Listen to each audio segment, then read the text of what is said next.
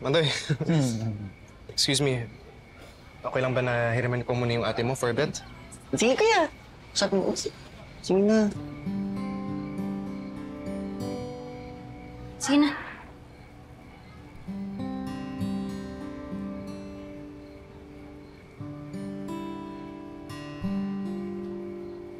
Hindi nga. Binubola mo lang ako eh. Lu, ilan ako nagsinungaling sa'yo? Tong best friend natin, pinuntahan ako. Ayun, naglabas ng feelings. May nararamdaman daw na sparks. May crush. Ako? May nanalo na po!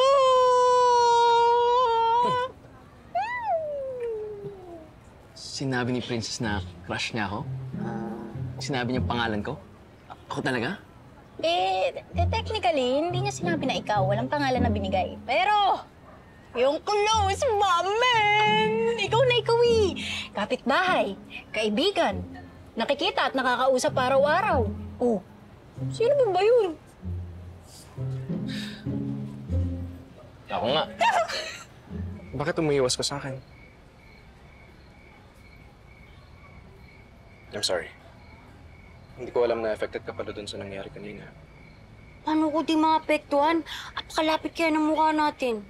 First time ko yung naranasan eh. Well, I don't mind na naiilang ka sa akin. Eh ako, I mind eh. Mamaya isipin mo pa na type kita, no?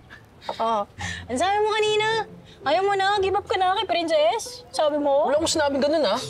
Ang sabi ko lang, sabi ko sa'yo, may mutual understanding kami ni Princess.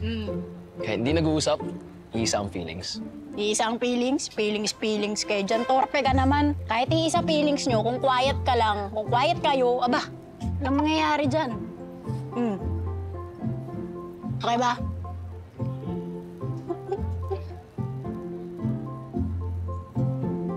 O talaga no? Iyaw mo na kita, ha? Namnamin mo yan. Yan naman yung tropa ko.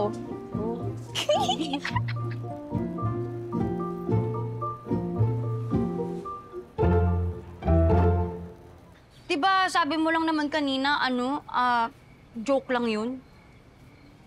Alin dun? Yung sabi mo na may crush ka.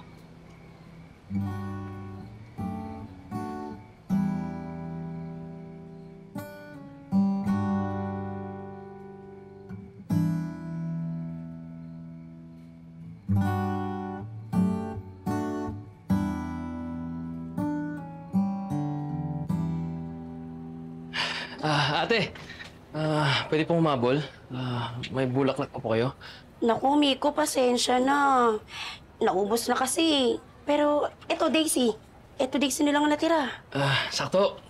Isang bouquet nga po. Sige.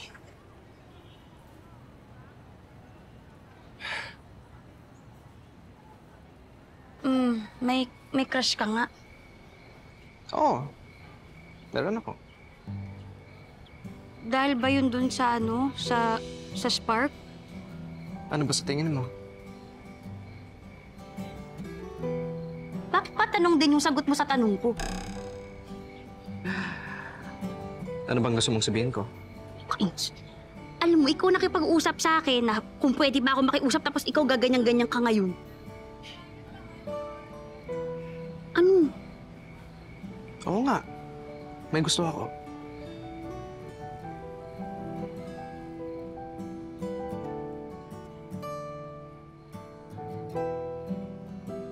Gusto mong malaman kung sino?